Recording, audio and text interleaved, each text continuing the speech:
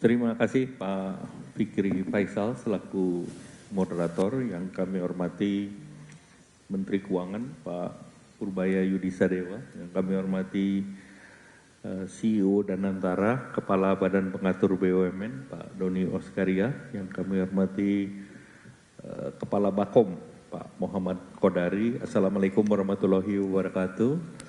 Salam sejahtera bagi kita semua. Om Swastiastu, Namo Buddhaya, salam kebajikan. Selamat siang dan terima kasih kepada teman-teman media yang hadir, baik cetak, televisi maupun online. Yang pertama kami ucapkan selamat Hari Trisuci Waisak 2520 tahun Buddha, dan semoga kita dinaungi oleh kehormatan, kemudian kebahagiaan, cinta kasih, dan selalu diberikan kebijaksanaan. Di hari ini, atas arahan Bapak Presiden, kami menjelaskan terkait momentum yang penting terkait dengan perkuatan pengelolaan kekayaan alam dari SDA, yang manfaatnya digunakan untuk sebesar-besarnya kemakmuran rakyat sesuai dengan amanat Undang-Undang Dasar 1945 pasal 33. Nanti terkait dengan DHE kami berbagi dengan Pak Menteri Keuangan, dan terkait dengan SDI berbagi dengan COO daripada Danantara. Kebijakan ini menindaklanjuti arahan Bapak Presiden dalam pidato rapat paripurna DPR RI tanggal 20, yang intinya pemerintah akan memperbaiki tata kelola secara mendasar ekspor komoditas sumber daya alam strategis yang dilakukan melalui BUMN ekspor. Pelaksanaan ini pada tahap awal akan dimulai dengan 3 komoditas strategis yang merupakan juga 3 ekspor terbesar kita. Yang pertama adalah batu bara, kedua kelapa sawit, dan ketiga terkait dengan ferroalloy. Nah, ekspor komoditas SDA ini dilakukan melalui satu pintu, yaitu BUMN Ekspor dengan nama PT Danantara Sumber Daya Indonesia Persero atau PT DSI, dan ini akan dilakukan ekspor SDA strategis dengan mekanisme ekspor satu pintu dan pengawasan ekspor serta kualitas dan validitas data ekspor agar terlaksana lebih baik. Pengaturan ini memperkuat pengawasan dan tata kelola ekspor. Sekali lagi, ini adalah memperkuat pengawasan dan tata kelola ekspor. Tujuannya untuk mencegah praktik under invoicing, transfer pricing, dan terkait dengan pelarian devisa hasil ekspor. Sehingga nilai ekspor yang tercatat menggambarkan besarnya transaksi ekspor yang sebenarnya, sehingga kewajiban terhadap negara dan penerimaan negara dari pelaksanaan ekspor lebih optimal.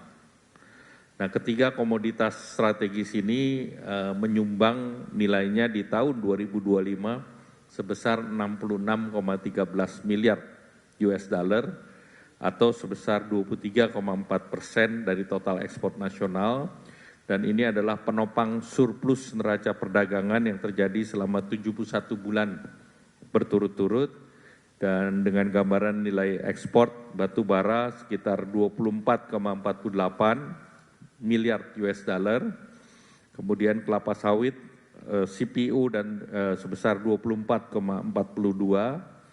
kemudian terkait dengan ferroalloy atau besi paduan sebesar 16,49 miliar US dollar. Implementasi akan berlaku mulai besok 1 Juni 2026 yang merupakan periode transisi di mana kegiatan ekspor berjalan seperti biasa oleh perusahaan yang bersangkutan. Namun demikian kewajiban bagi perusahaan ekspor untuk melaporkan kegiatan ekspornya melalui ataupun kepada PT DSI sebagai BUMN ekspor. Dalam pelaporan ini dilayani oleh Bea Cukai dalam format akses portal CISA 4.0 yang disiapkan oleh Dirjen Bea Cukai, dan dalam periode ini akan terus dilakukan evaluasi dalam 3 bulan pertama, dan evaluasi ini menjadi dasar bagi implementasi tahap berikutnya. Sesuai dengan tahapan yang disiapkan, implementasi secara penuh berlaku paling lambat 1 Januari 2027. Dengan demikian para pengusaha ataupun para pelaku ataupun eksportir dan pihak-pihak yang terkait memiliki waktu cukup untuk melakukan penyesuaian. Kebijakan ini diharapkan untuk menjaga kepastian usaha, arus barang, realisasi ekspor, dan kontrak-kontrak yang telah berjalan ini tetap dihormati, dan tentunya ini mengacu kepada kesepakatan antara eksportir dan mitra dagangnya. Kebijakan ini menegaskan kehadiran negara dalam mengelola sumber daya alam strategis secara terkoordinasi dan akuntabel, sehingga mengoptimalkan peran para pelaku ekspor dalam perekonomian nasional, dan pemerintah terus menjaga dan menjamin transisi berjalan dengan lancar, terukur, dan tentunya iklim usaha tetap dijaga, serta tentu Indonesia meningkatkan trust ataupun kepercayaan kepada mitra dagang di berbagai negara. Dengan kebijakan tata kelola ekspor yang baru ini, langkah implementasi telah disiapkan dan diharapkan memastikan bahwa setiap nilai ekspor strategis memberikan manfaat nyata untuk mendorong perekonomian dan juga diperuntukkan bagi sebesar-besarnya kemakmuran rakyat Indonesia. Terima kasih. Baik, terima kasih Bapak Erlangga. Beberapa hal yang bisa di-highlight oleh teman-teman adalah pertama, fokusnya pada 3 komoditas, batubara, CPO, dan ferroalloys, yang kalau kita jumlahkan ketiganya 66 billion US dollar, setara dengan 23% dari keseluruhan ekspor kita. Dan ini memang perlu dicatat. Kenapa? Karena kalau kita tadi juga mendengarkan penjelasan dari Bapak Erlangga, bahwa 71 kali berturut-turut surplus trade, perdagangan kita surplus, tetapi itu belum benar-benar refleksi di cadangan devisa kita. Cadangan devisa kita 146 billion US dollar. Memang masih cukup tinggi dengan standar internasional. Tapi di siang lain yang beberapa temuan-temuan independen, seharusnya cadangan devisa kita minimal 196 billion US dollar. Kalau misalnya kita bisa mencatat dengan baik kekayaan negara tersimpan di sini. Yang juga bisa dicatat oleh teman-teman adalah ini ada masa transisi sampai nanti 1 Januari 2027. Dan dalam proses ini, apa yang disampaikan Bapak Erlangga tadi adalah bisnis dan pelaporan. Jadi business as usual, tetapi ditambah pelaporan, sehingga untuk pengusaha-pengusaha yang memang tertib itu tidak ada masalah. Itu kuncinya yang tadi disampaikan oleh Bapak Erlangga. Berikutnya saya akan sampaikan juga kesempatan, ruang dan waktu kepada Bapak Menteri Keuangan, Bapak Purbaya Yudi Sadewa. Silakan Pak. Terima kasih Mas. Saya akan hanya fokus untuk ketentuan baru penempatan DHE SDA, walaupun sudah lama beredar, tapi kan berlakunya mulai 1 Juni besok ya. Karena besok libur, tapi kalau ekspor jalan terus kan ya. Jadi dalam PP 21/2026, pemerintah mengatur beberapa ketentuan baru terkait penempatan DHE SDA. Di antaranya, eksportir SDA wajib merepatriasi DHE ke dalam negeri dengan tingkat kepatuhan 100%. Kemudian, eksportir non-migas wajib menempatkan 100% DHE SDA pada rekening khusus di dalam negeri selama minimal 12 bulan. Eksportir migas wajib menempatkan minimal 30% DHE SDA selama paling sedikit 3 bulan. Penempatan DHE SDA diwajibkan melalui Bank Himbara. Jadi diwajibkan melalui Bank Himbara itu ya. Konversi DHE SDA ke valuta asing ke rupiah, konversi DHE SDA valuta asing ke rupiah dibatasi maksimal 50%. Meski penempatan DHI/SDA diwajibkan oleh Bank Himbara, pemerintah tetap memberikan relaksasi bagi eksportir tertentu, khususnya sektor pertambangan migas dan non-migas. Relaksasi diberikan kepada eksportir yang memiliki buyer dari negara mitra dagang Indonesia yang sudah menjalin perjanjian bilateral atau kerjasama perdagangan. Berikut ketentuannya, eksportir yang sudah terikat perjanjian bilateral diperbolehkan menempatkan sebagian DHI/SDA pada bank non-Himbara. Porsi penempatan pada bank non-Himbara maksimal sebesar 30%, jangka waktu penempatan paling lama 3 bulan. Bagi peserta yang sudah menandatangani perjanjian bilateral, dapat menempatkan 30% untuk 3 bulan di bank non-Himbara. Tapi selain itu pemerintah juga memberi insentif pajak. Jadi pemerintah memberikan fasilitas perpajakan bagi eksportir yang patuh menempatkan DHI/SDA di dalam negeri. Ini meliputi tarif pajak penghasilan atau PPH lebih rendah dibandingkan instrumen reguler. Tarif PPH atas penghasilan dan instrumen penempatan DHI/SDA dapat mencapai 0%. Besaran tarif menyesuaikan jangka waktu penempatan dana. Pemberian tarif PPH hingga 0% sesuai dengan jangka waktu penempatan atas penghasilan yang diperoleh oleh instrumen penempatan DHI/SDA dibandingkan dengan instrumen reguler yang kena pajak sampai 20%. Jadi biasanya kalau di bond bunganya, yieldnya dikenain pajak 20%, kalau taruh sumbernya DHI/SDA maka pajak instrumen itu 0, kira-kira gitu. Mungkin demikian informasi dari saya, Mas. Terima kasih. Baik, terima kasih Bapak Menteri Keuangan. Bapak Menteri Keuangan barusan saja menjelaskan mengenai mekanisme juga devisa hasil ekspor yang merupakan satu ekosistem dengan konsolidasi ekspor yang akan dilakukan segera ya mulai 1 Juni proses transisi hingga Januari 2027. Tujuannya adalah untuk mempertahankan kekayaan negara, menguatkan cadangan devisa, dan ketika cadangan devisa kuat, tentunya rupiah kita kuat dan ekonomi kita kuat dan rakyat pun sejahtera. Berikutnya Pak Doni Oskarya sebagai CEO dari Danantara yang juga menjelaskan nanti PT DSI, juga Pak Doni juga sebagai Kepala BP BUMN. Silakan Pak Doni. Terima kasih Mas. Assalamualaikum warahmatullahi wabarakatuh. Yang saya hormati Pak Menko Perekonomian, Pak Menteri Keuangan, kemudian juga Kepala Bakom RI, dan juga teman-teman media sekalian. Yang pertama tadi sudah disampaikan dengan sangat jelas oleh Pak Menko bahwa pemerintah tentu sangat bijaksana di dalam mengimplementasikan program ini karena ada masa transisi 6 bulan, kurang lebih 7 bulan dari 1 Juni sampai dengan 31 Desember.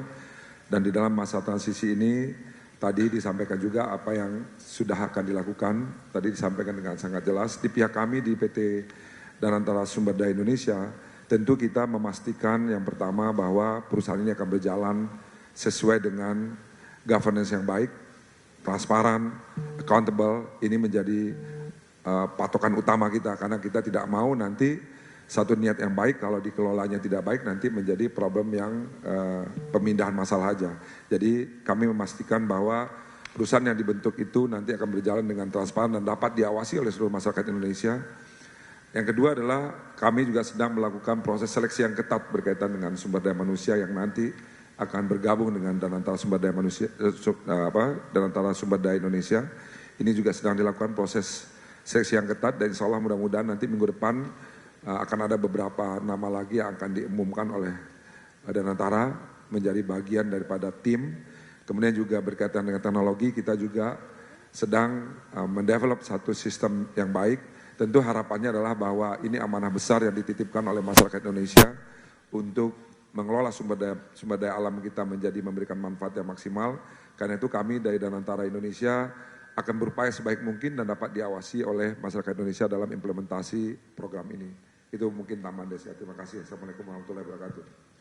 Baik, terima kasih Bapak Doni Oskarya. Bapak Doni Oskarya baru saja menjelaskan bahwa fokus utama dari PT DSI di proses pembentukan awalnya adalah governance. Sebagaimana juga kita bisa merujuk pada World Governance Indicator, ada dimensi-dimensi dalam institusi. rule of law, regulatory equality, stability, accountability, kemudian government effectiveness dan control of corruption. Nah, itu semua yang menjadi dasar penguatan governance dari PT Danantara Sumber Daya Indonesia. Tapi tidak hanya itu saja, placement, SDM terbaik akan ditempatkan.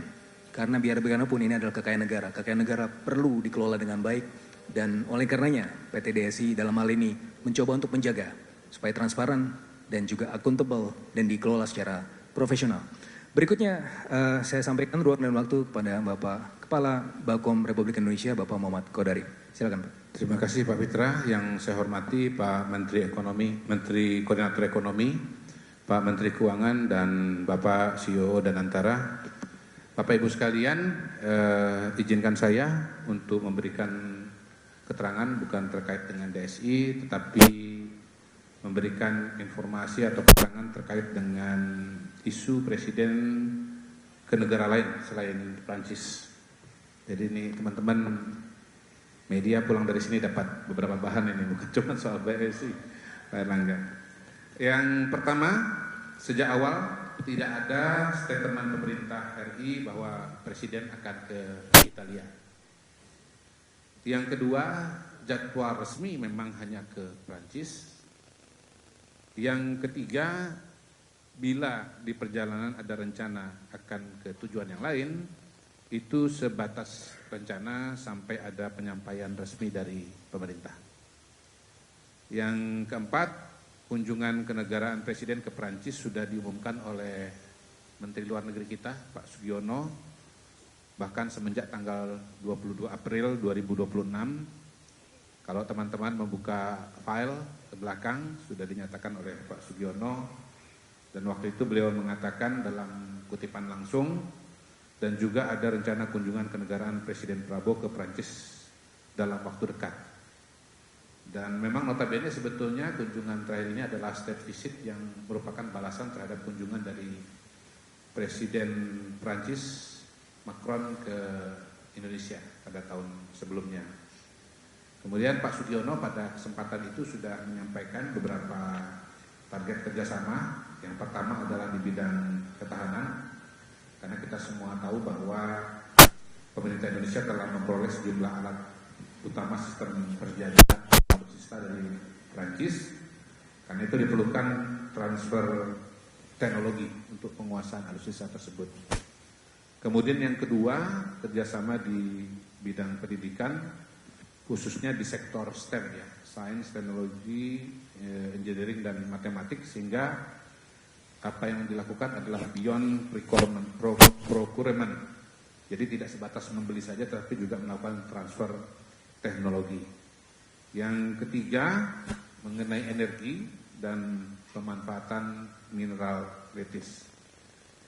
Di luar itu dapat ditambahkan bahwa memang kita semua mengetahui bahwa ada hubungan personal yang sangat kuat antara kedua kepala negara, dan kita tahu bahwa modal sosial itu tidak kalah pentingnya dibandingkan dengan modal-modal yang lain, baik itu modal ekonomi maupun modal politik, dalam hal membangun hubungan baik dan kerjasama antar negara. Bapak Presiden Prabowo adalah figur yang unik, mungkin satu-satunya di dunia yang bisa memiliki hubungan yang sangat baik dengan kekuatan-kekuatan besar adidaya. Beliau punya hubungan yang baik dengan Presiden Putin dari Rusia, dengan Presiden Donald Trump dari Amerika Serikat, maupun dengan Xi Jinping dari RRC. Semua ini tentu kita rasakan manfaatnya dalam konteks situasi dan kondisi pada hari ini maupun pada konteks masa depan. Itu yang dapat kami sampaikan. Terima kasih. Saya kembalikan kepada moderator. Wassalamualaikum warahmatullahi wabarakatuh. Baik, terima kasih Bapak Kepala Bakom sudah menjelaskan beberapa peristiwa-peristiwa terkini. Berikutnya, saya akan buka sesi tanya jawab. Ada dua sesi. Yang sesi pertama adalah fokus kepada wartawan, sesi kedua nanti untuk para ekonom. Oke, kesempatan pertama kepada para wartawan ya, banyak 1, kemudian 2, 3. Oke, masih. Boleh dibantu mic-nya? Oke, silakan. Selamat siang, saya Kenya dari DW, Deutsche Welle. Saya ingin bertanya kepada Pak Erlangga dan Pak Purbaya. Yang pertama Pak Erlangga, ferroalloy ini kan paduan besi yang ternyata di dalamnya juga ada turunannya lagi ada ferronikel Pak. Dan kita tahu saat ini Indonesia berambisi untuk jadi salah satu produsen nikel EV terbesar di dunia gitu. Bagaimana kebijakan kali ini bisa selaras dengan ambisi Indonesia untuk tetap jadi produsen EV terbesar di dunia?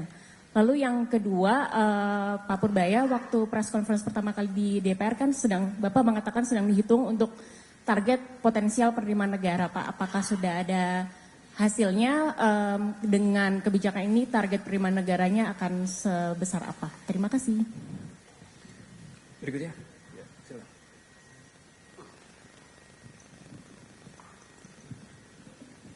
Selamat siang, perkenalkan saya Lestari dari olenka.id. Izin bertanya untuk Bapak Erlangga, Pak. Pertanyaan pertama, apakah dengan kehadiran PT DSI ini akan memberi dampak terhadap pungutan ekspor komoditas perkebunan yang selama ini dikelola oleh BPDP? Dan pertanyaan kedua, bagaimana upaya pemerintah dalam memitigasi praktik perdagangan jalur ilegal ketika nanti PT DSI sudah beroperasi? Demikian, terima kasih.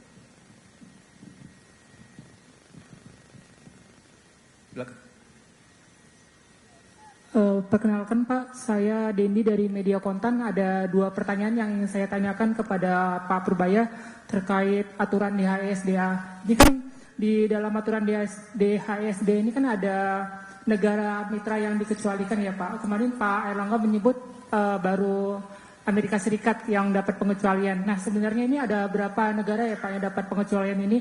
Dan apakah soal pengecualian ini nanti akan diatur dalam dasar hukumnya Pak seperti peraturan Menteri Keuangan atau lainnya? Terus pertanyaan kedua Pak terkait PT Danantara pembentukan DSI ini Pak. Kemarin kalau dilihat dalam paparan sosialisasi soal DSI ini kan ada soal peraturan nantinya akan ada peraturan perpajakan Pak terkait restitusi PPN. Ini mungkin bisa dijelaskan Pak, apakah poin-poinnya apa saja Pak yang akan diatur terkait restitusi di pembentukan DSI ini Pak. Terima kasih. Baik, ada satu lagi dari Al Jazeera. Selamat siang semua, saya atas nama Jessica dari televisi Al Jazeera. Saya ada pertanyaan untuk Bapak Menteri Purbaya. Saya akan pakai bahasa Inggris karena ini untuk Al Jazeera Inggris. Dari Al Jazeera. Al Jazeera, Bang. Al Jazeera Inggris. My question is about the broader economic situation in Indonesia at the moment, particularly the depreciation of the rupiah. And I wonder at the moment, do you have concerns about the impact of this depreciation, particularly on low-income households? Thank you. Oke, baik, terima kasih. Silakan, Bapak-bapak. Ya, pertama tadi pertanyaannya terkait dengan komoditas ferroalloy. Jadi sudah dijelaskan bahwa komoditasnya berbasis kepada HS. Itu mulai dari 7202-1100 sampai 7202-9900. Jadi itu ada berbagai komoditas di sana. Dan yang kedua yang terkait dengan ekosistem EV. Ekosistem EV adalah produk lebih hilir lagi. Mulai dari konsentrat, katode, anode, sampai dengan precursor. Nah itu tetap didorong karena ini adalah ekosistem yang sedang dibangun dan yang tadi dibatasi adalah turunan proses pertamanya yaitu ferronikel. Kemudian tadi pertanyaan yang kedua terkait dengan penarikan pajak ekspor maupun bea keluar itu seluruhnya masih seperti yang ada sekarang, yaitu dengan dimonitor oleh BPDP dan juga untuk bea keluar oleh BC, bea cukai. Kemudian tentu ini akan kita terus monitor sampai dengan evaluasi 3 bulan pertama. Dan kalau yang terkait dengan ekspor ilegal, yang namanya ilegal itu pasti akan ditertibkan. Dan salah satu yang dilakukan oleh PT DSI ini untuk memitigasi atau mengurangi jumlah daripada transaksi ilegal, transaksi under value maupun under invoicing. Jadi tujuannya adalah tadi pencatatan yang di bawah harga pasar. Demikian, terima kasih.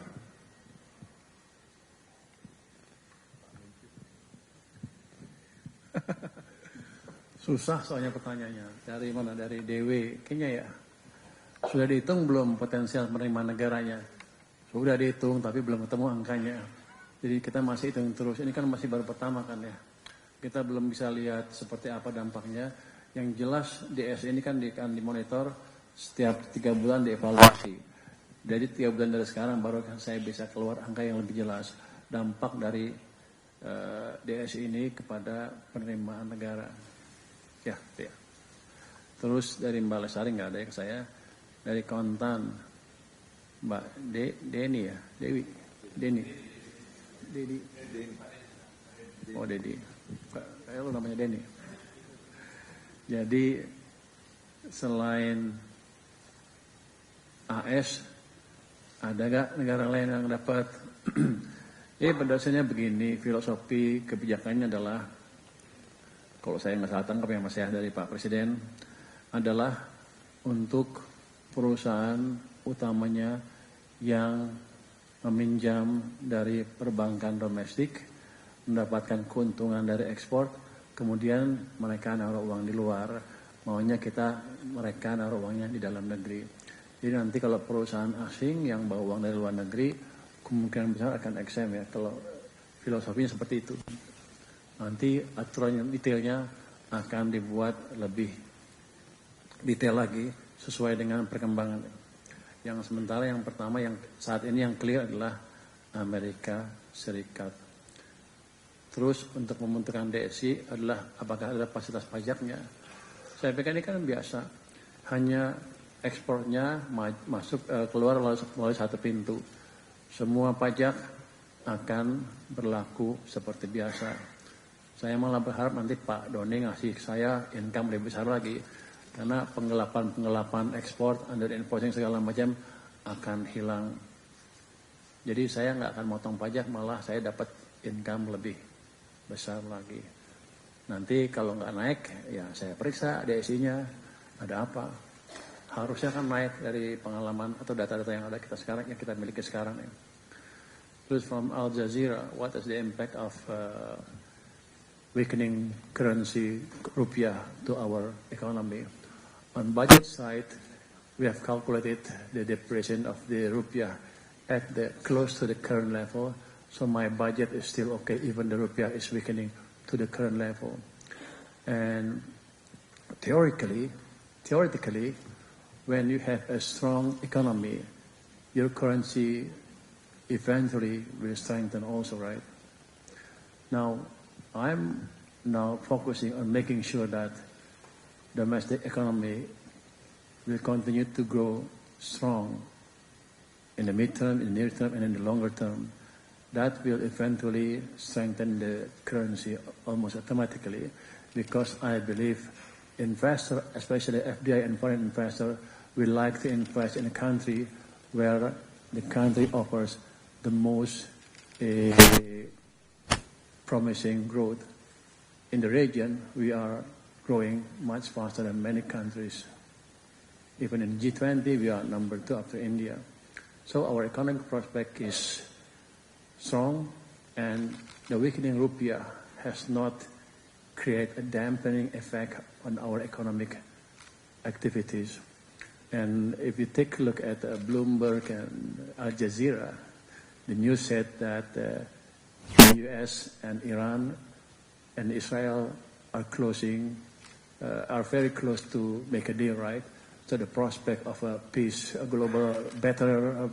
global condition is there. I believe in 2 or 3 months it will be much better than it is now, meaning that the disturbance that to some extent weaken the rupiah will be gone also. So That means stronger economic growth, also stronger rupiah. And in the short run, we are trying to support the banking, the central bank, by also intervening in the bond market to ensure that the yield do not increase too significantly. Why we do that? To make sure that the foreign investor that hold a domestic bond right now is not experiencing what we call capital loss. That also will deter them from bringing their money abroad, right? So basically, we are creating a close coordination with the central bank to make sure that the finance sector condition remain strong and stable. And with good cooperation, I believe eventually we'll be able to restore confidence toward the rupiah. Thank you. If I may add to the latest question from Al Jazeera, I would like to inform you that the government has provided a big amount of subsidy to the Indonesian people in terms of the energy, fuel, and also electricity. And there are so many programs or aids for the lower income family in area of education and also in health or education. So we believe that will help the situation and the condition of Indonesian people in general and especially those in lower income. Thank you. Baik, berikutnya sesi yang kedua untuk para ekonom.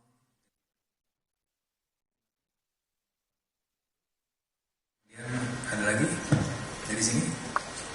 Saya melihat ada Pak Alex dari Karim mau tanya. Oke.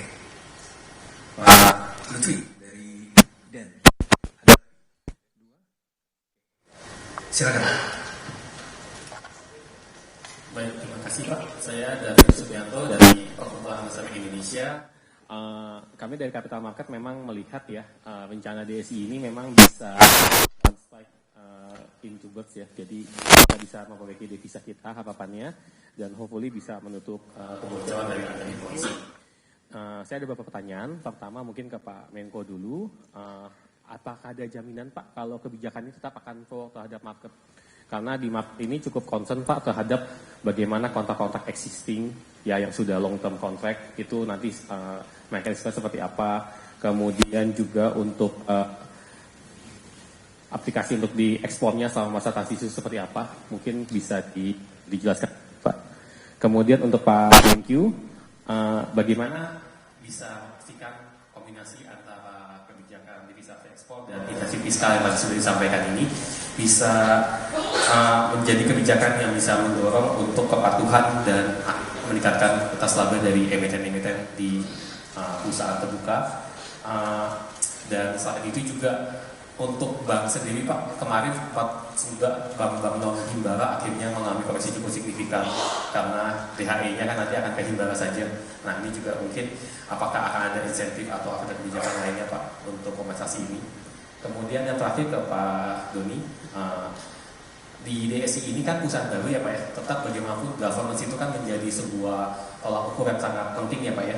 Nah ini bagaimana bisa dijaga Pak agar persepsi bahwa kebijakan adanya DSI ini nggak nambah birokrasi atau bahkan ada beberapa anggapan bisa memindahkan margin Pak terhadap pihak-pihak lainnya. Nah ini bagaimana bisa DSI ini bisa jadi instrumen transparansi dan value creation yang baik Pak. Mungkin itu dari saya. Baik, mohon maaf karena waktunya ternyata sudah terbatas. Kita langsung serahkan kepada Bapak narasumber. Ya, pertama tentu kalau ditanya jaminannya apa, ini perlu dibuktikan dalam pelaksanaan dan kita akan evaluasi dalam 3 bulan.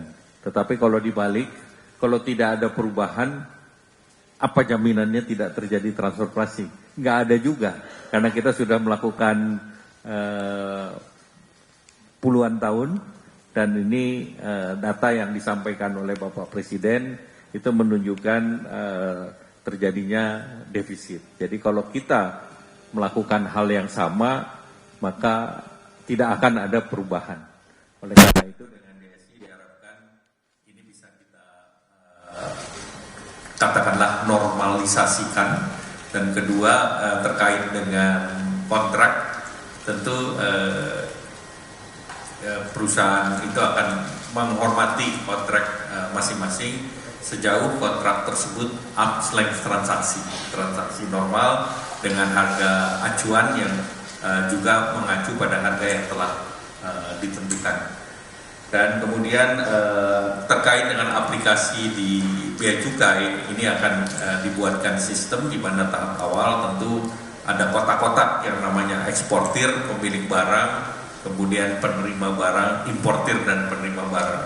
Tahap pertama tentu dokumen ini dilaporkan seluruhnya ke PT DSI sehingga DSI bisa memonitor dengan sistem yang ada. Tahap berikut tentu ini akan ada perubahan-perubahan, misalnya melalui QQ ke PT DSI, kemudian dibalik nanti PT DSI yang selaku ekspor kirim. Nah, tahapan-tahapan ini akan dievaluasi dalam waktu 3 bulan, termasuk memperhitungkan kesiapan sistem daripada PT DSI itu sendiri. Demikian, terima kasih. Baik, terima kasih Bapak Ibu sekalian. Bapak Purbaya mau jawab juga? Kalau ditanya saya jawab, dia langsung dia lagi. Jadi dia nanya, sebagian dijawab oleh Pak Erlangga. Mungkin kalau nggak salah nanya dampak pada market juga gimana ya? Kalau nggak salah ya. Ini kan gini, kalau ada perusahaan global pabrik pasti positif sekali yang kayak di DSI ini ya. Kenapa? Kan sebelumnya kalau praktek itu betul, kan profitability dari perusahaan yang global tadi sebagian digerus oleh pemilik kan. Ya.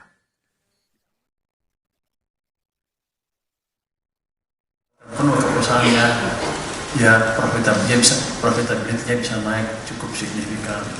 Jadi itu berita positif ya ke pasar sebetulnya. Bukan negatif, malah positif. Ini mendisiplinkan supaya pemilik tidak menggarong perusahaan sendiri yang notabene ke pabrik. Jadi investor akan diuntungkan. Anda beritakan itu ke klien Anda. Yang kedua, memastikan gimana perusahaannya bisa patuh, itu memastikan kepatuhannya kan. Kan mereka 3 bulan pertama proses biasa. Nanti kita lihat setelah 6 bulan mungkin udah full ya, dan DSI yang melakukan ekspor kan. Kalau itu mah gampang, dia yang jualan, kalau macam-macam dia kita kejar. Saya pengawas dia juga kan, saya anggota pengawas dia, dan antara juga kalau dia nggak betul ya kita pecat ya direktur DSI-nya gitu. Tapi saya yakin mereka akan berikut orang yang bagus dan profesional, dan ini bukan program main-main. Jadi mereka berikut orang baik, presiden juga mengawasi dengan detail. Pak Menko Erlangga juga sama menghasilkan detail. Mungkin nanti juga kita tahu orang lain sana sedikit ya Pak ya, biar ada yang ikut mengawasin sedikit di situ.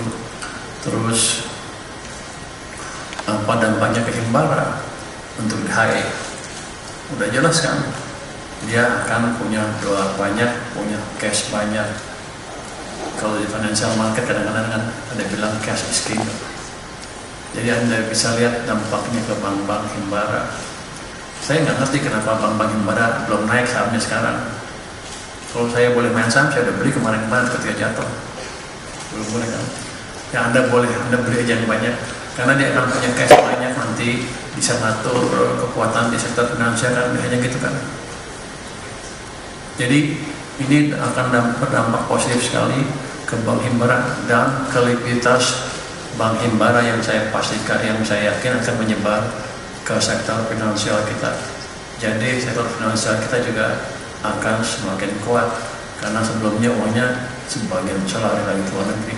Sekarang uangnya ada di sini. Jadi kebijakan ini memperkuat kebijakan IHE yang sebelumnya yang cuma kuat di kertas aja. Kalau sekarang kan di Himbara, bank-bank Himbara kalau sembarangan transfer uangnya lagi ke luar negeri, beliau yang bertindak, dia bosnya nih, ya bos ya. Jadi sekarang kita kendalikan dengan lebih detail.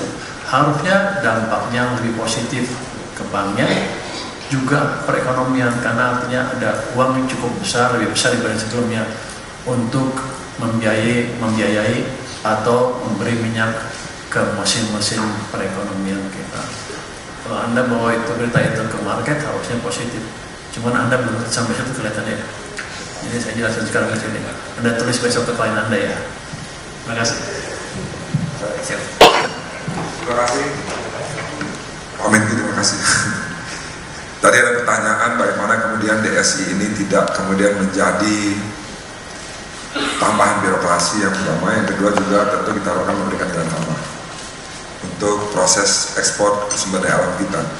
Nah, Bapak Ibu sekalian, pada kesempatan ini saya ingin menyampaikan bahwa dengan berdirinya Danantara, kami memiliki komitmen yang kuat dari semua level bahwa Danantara ini harus beroperasi secara transparan. Jadi kalau teman-teman BUMN tentu merasakan perbedaan yang signifikan dari pengelolaan BUMN hari ini, kita punya komitmen yang kuat bahwa seluruh BUMN tidak hanya DSI, tetapi seluruh BUMN harus dikelola dengan baik dan transparan. Nah, tentu ada juga pada kesempatan yang baik ini saya sampaikan juga ada yang banyak tanya kenapa kok laporan keuangan Danantara belum keluar. Nah, ini juga perlu saya sampaikan. Ini bentuk daripada transparansi yang kami lakukan, Bapak Ibu. Konsolidasi daripada laporan seluruh BUMN. Nah, kami sedang melakukan pembersihan seluruh laporan daripada BUMN. Dan ada beberapa BUMN yang belum selesai. Ya, nanti akhir Juni ini akan selesai seluruh BUMN kita bersihkan. Termasuk saya menyampaikan dalam beberapa kesempatan bahwa kita melakukan impairment hampir 100 triliun terhadap buku-buku BUMN. Ini bentuk daripada transparansi dan komitmen kita semua bahwa BUMN ke depan harus dikelola secara transparan. Ada dua hal yang kita harapkan memberikan nilai tambah dari proses nanti dilakukan oleh pemerintah melalui DSI untuk ekspor sumber daya alam kita ini. Yang pertama adalah kita berharap dengan kebijakan ini tentu akan memberikan nilai tambah terhadap pendapatan dari negara kita. Tadi disampaikan oleh Pak Purbaya, kalau kemudian tidak memberikan dampak berarti ada yang salah. Ya, dan tentu sangat lebih mudah sekarang Pak Purbaya tinggal kontak ke Danantara untuk melakukan pengecekan ada apa, kenapa kok pendapatan yang tadinya kita suspek ada under invoicing dan ada transfer pricing harusnya tidak terjadi lagi dengan kita membentuk Danantara Sumber Daya Indonesia. Itu yang pertama. Yang kedua, kita juga tentu berharap memberikan nilai tambah juga kepada masyarakat. Tadi disampaikan juga oleh Pak Purbaya, kalau perusahaan itu dikelola secara transparan, tentu net income-nya atau profit-nya akan menjadi lebih baik. Dan rata-rata perusahaan ini kan perusahaan TBK, yang juga masyarakat akan mendapatkan manfaat yang lebih. Dan yang ketiga, tentu kita juga berharap keberadaan Danantara Sumber Daya Indonesia ini memberikan manfaat juga untuk para pengusaha. Dengan tadi sudah sampaikan juga oleh Pak Menko, bahwa dalam tahapan transisi selama 6 bulan, itu kan banyak diskusi yang akan kita lakukan terbaik, termasuk juga mengenai penentuan patokan harga yang nanti akan kita diskusikan dengan pemerintah dan juga dengan seluruh pelaku usaha. Nah, untuk menambah sumber daya manusia yang kami miliki, kami juga dibantu oleh Kementerian Keuangan, menempatkan orang juga di Danantara Sumber Daya Indonesia, Kementerian Perdagangan, dan juga BKPM. Jadi ini tidak hanya independen dilakukan oleh Danantara, tetapi juga kita mengharapkan ada support juga oleh dari seluruh stakeholder yang terlibat di dalam proses penataan ekspor sumber daya alam kita ke depannya. Kurang lebih itu tambahan dari saya. Terima kasih. Baik, terima kasih Bapak Ibu sekalian. Pernyataan dari Pak Doni tadi sekaligus